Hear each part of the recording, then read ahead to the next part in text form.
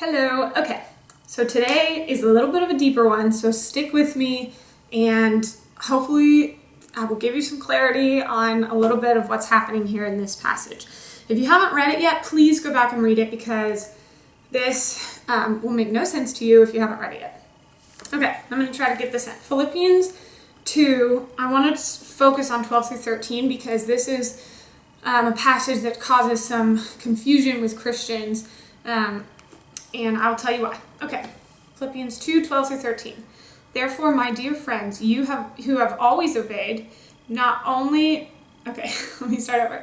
Therefore, my dear friends, as you have always obeyed, not only in my presence, but now much more in my absence, continue to work out your salvation with fear and trembling.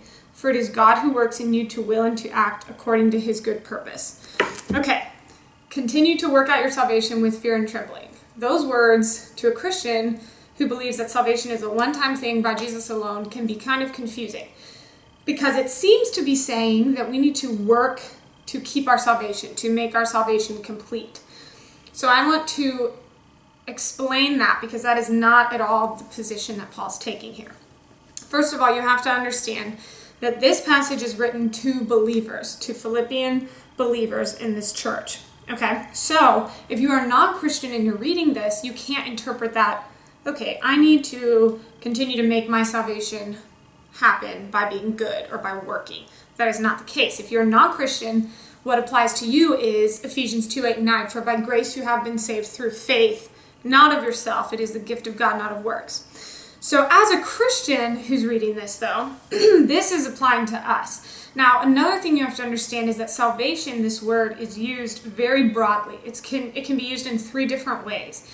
The first way is salvation as the first act of surrendering your life to Christ, putting your faith in him, and it is not of yourself. It is only by Christ who works and saves you all at once. That is a past salvation.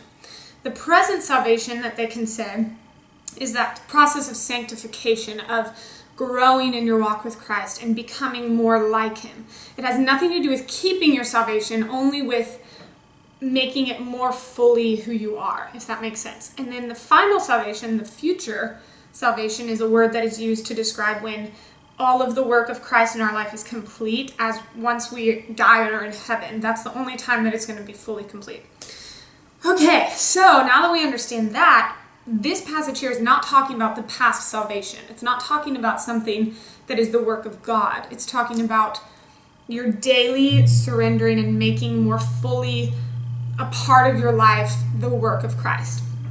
Okay, so in order to make that more clear, I want to read this section from a commentary that I read, which was absolutely incredible. I encourage you to read a commentary on this because it will make it so much clearer.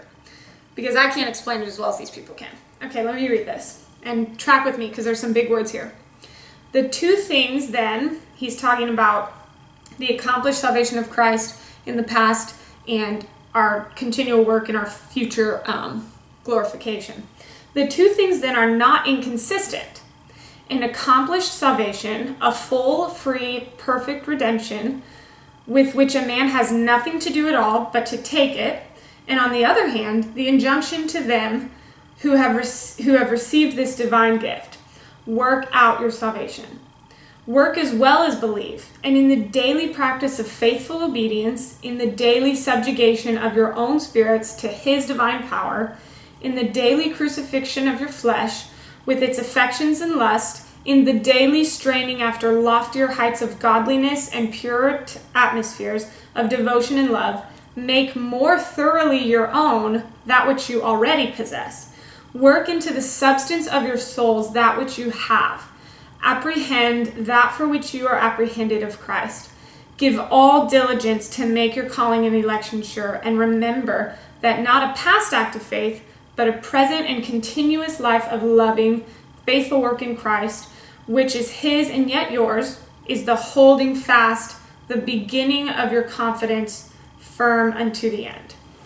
So I hope that you tracked with that. Basically, what it's saying, which I can't say it any better than that, is that he's talking here to Christians who have already believed to make more fully your own that which you already have. Your salvation is fully yours, but work it deep down into every bit of who you are in the daily surrendering of yourself and taking hold of Christ, the daily becoming more like him. That's what he's talking about. And this final charge here is so cool. It sums everything up. Verse 13, for it is God who works in you to will and to act according to his good purpose. So everything you try to do to become more like Christ and to grab more hold of your salvation in your own ownership of it is basically, it's all Christ. Remember that everything you do and everything that you have comes from him. So as you work, take hold of him and give up to him and allow him to work through you. So I hope that gives you some clarity on that passage, and let's keep going with this. This is super awesome. I'm really proud of you guys.